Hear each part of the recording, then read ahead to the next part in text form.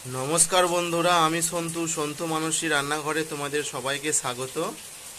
তো আজকে তোমাদের দেখাবো তালের বড়া ভাজা বা তাল ফুলুরি।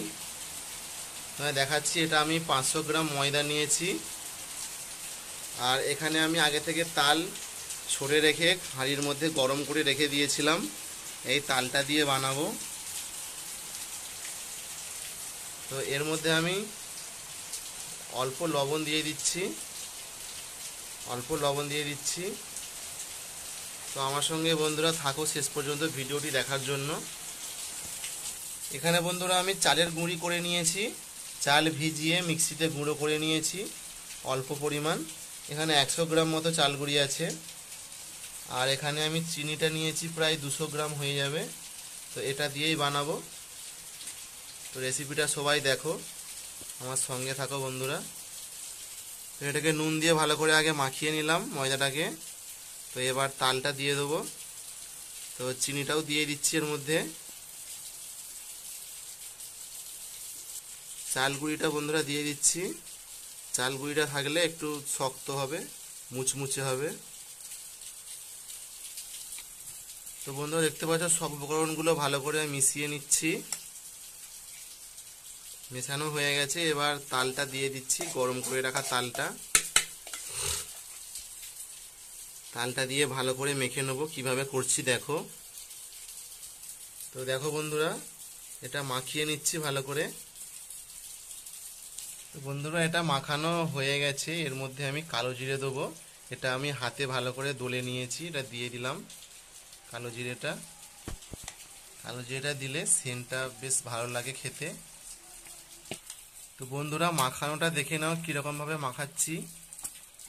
খুব নরম না আর খুব শক্তও হবে না, এটা চটচটে টাইপের ডোটা হবে। বন্ধুরা একটু জল দিয়ে আরো ভালো করে মাখিয়ে নিচ্ছি। তো বন্ধুরা দেখতে পাচ্ছ তোমরা, জল দিয়ে ভালো করে মাখিয়ে নিচ্ছি। এটা মাখিয়ে আধ ঘন্টা বা 1 ঘন্টা রেখে দেবো, তারপরে বানাবো। এটা তেলে দেওয়া মাত্রই ফুলে যাবে। সামান্য জল দিয়েছিলাম এতে। দেখো বন্ধুরা এটা মাখানো হয়ে গেছে।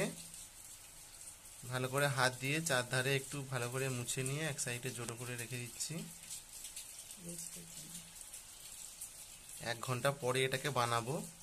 তো বন্ধুরা যতক্ষণ বেশি সময় নিয়ে মাখিয়ে রাখতে পারা যায় ততই ভালো। বেশ নরম স্পঞ্জি হবে, বেশ মুচমুচে হয় খেতে এটা। তো দেখতেই পেলে তোমরা ডোটা কিরকম বানিয়েছে, চটচটে আঠালো টাইপের একটা ডো হয়েছে এটা। এই যে এরকম। তো এটাকে আধ ঘন্টা রেস্টে রেখে দিচ্ছি, এরপরে আধ ঘন্টা পরেই বানাবো আমি। দেখো বন্ধুরা আমি কড়া নিয়ে নিয়েছি, এখানে তেল গরম করতে দিয়েছি। এই যে এখানে গ্যাস জ্বেলে দিয়েছি আমি। তেল প্রায় গরম হয়ে এসেছে। আমি এবার এই যে মেখে রাখা তালের পাখিটা এখান থেকে অল্প অল্প নিয়ে বড়া ভেজে নেব। দেখো বন্ধুরা আমি এভাবে হাতে করে নিয়ে এভাবে ছোট ছোট করে বড়া ভেজে নেব। এই যে দেখতে পাচ্ছ বন্ধুরা তেল গরম হয়ে গেছে। এই যে আবারও একটা দিয়ে দিলাম ছোট ছোট করে। এই যে এরকম ভাবে নিয়ে একটা আঙুলে করে দিয়ে দিলাম। আবারও আমি দেখাচ্ছি, এই যে দিয়ে দিলাম। এভাবে বন্ধুরা সবগুলো আমি করে নিয়ে দেখাচ্ছি। দেখো বন্ধুরা সবগুলো আমি ছেড়ে দিয়েছি কড়ার মধ্যে, ফুটছে এগুলো। এগুলো আমি খানিক পরে এগুলো উল্টে দেবো, আবার লাল লাল করে ভেজে নেব। দেখো বন্ধুরা এগুলো উল্টে দিয়েছি। এই পিঠে লাল হয়ে গেছে বলে অপর পিঠে উল্টে দিয়েছি এগুলো। এগুলো আর একটু পরে আমি লাল করে ভেজে তুলে নেব। দেখো বন্ধুরা এগুলো হয়ে গেছে, আমি এবার এগুলো ছেঁকে তুলে নিচ্ছি। এগুলো ভালো করে তেল ঝরিয়ে আমি তুলে নিচ্ছি।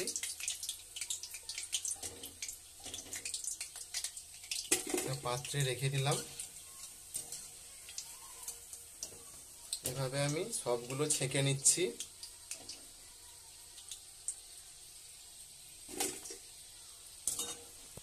দেখো বন্ধুরা সব ছেঁকে তুলে নিয়েছি। এখানে তেলটা গরম আছে, আবারও আমি একটু করে বাটিতে এই যে জল রাখতে হবে, জল দিয়ে একটু করে এই যে হাতে এরকম করে নিয়ে এরকম করে ছাড়তে হবে ছোট ছোট করে একদম। এগুলো বন্ধুরা ফুলে যাবে, এভাবে আবারও ছাড়তে হবে। এই যে দেখিয়ে দিচ্ছি তোমাদের, এভাবে সবগুলো ছেড়ে তোমাদের দেখাচ্ছি। দেখো বন্ধুরা, এই যে আমার সবগুলো ছাড়া হয়ে গেছে।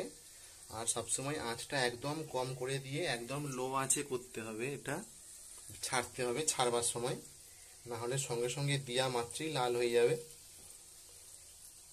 তো এভাবে তোমরা করবে, বাড়িতে বানাবে।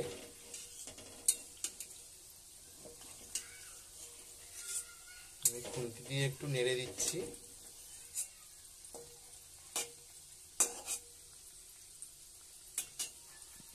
দেখো বন্ধুরা, এটাও হয়ে গেছে, লাল করে ভেজে নিয়েছি, মাঝারি আছে। এগুলো এবার ছেঁকে তুলে নেবো। তো এইভাবে সবগুলো বানিয়ে তোমাদের আবার দেখাচ্ছি। তো এগুলো বন্ধুরা ঠান্ডা হয়ে গেলে পুরো স্পঞ্জের মতো নরম হবে।